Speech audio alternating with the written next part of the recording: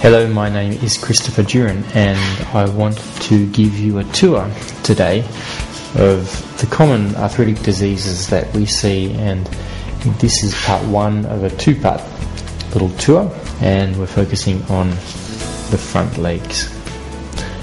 So, dog arthritis is a very common problem, and the front legs of dogs can get a pretty good workout as they're fetching tennis balls, jumping out of cars or downstairs, or all the mad crazy things that they do. They will commonly get arthritis in a number of joints, and there's quite a few specific problems that they get. So let's just go through each of the joints step by step, and we'll go from there. Firstly, the shoulder joint. Dogs can get a condition called osteochondritis dissecans in their shoulder, or OCD. And this relates to a loss of blood flow to the cartilage. What happens then is that the cartilage will break off or flap off and create problems within the joint.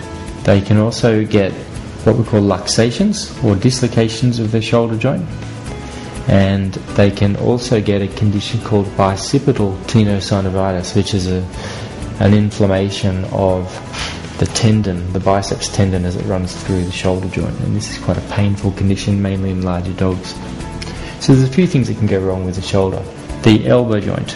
Dogs have terrible elbows in general. It's one of the main joints that's affected for them, and in most cases we're really talking about some form of elbow dysplasia.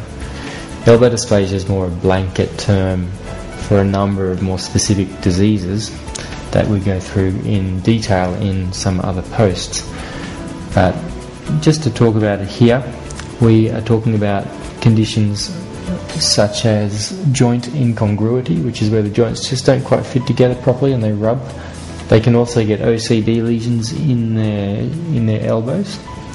They can get little areas of bone that either fragment off or fail to unite properly, and they can cause severe problems, mainly in young dogs. Most of the problems, in fact, we see in elbows are in young dogs. So aside from the elbow dysplasia group, they can also damage their elbow through trauma, and the main thing they can do here, they can luxate or dislocate, I guess you'd say, the elbow joint, and they can get problems with the growth plates, which are, as they're growing, the growth plates are the areas where the bone grows from, and if there's problems with that growth, then it will often show itself in the elbow joint.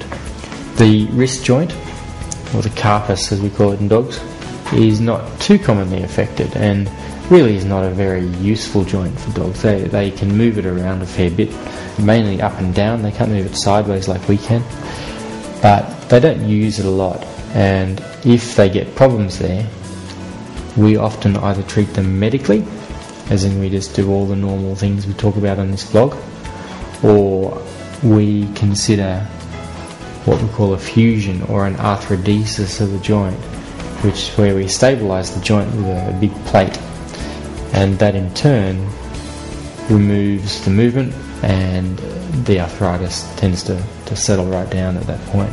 All your typical sprains and strains can happen in all of these joints in a very similar fashion to what we can, and most of these are pretty simple things that just need a little bit of rest and sometimes some pain relief. So I hope this has been a helpful little video for you. It's a very simple overview.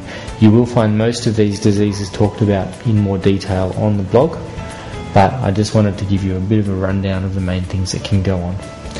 Thank you. My name's Christopher Duran. You can read more on my blog, or you can download my free ebook, The Dog Arthritis Survival Guide. Thank you.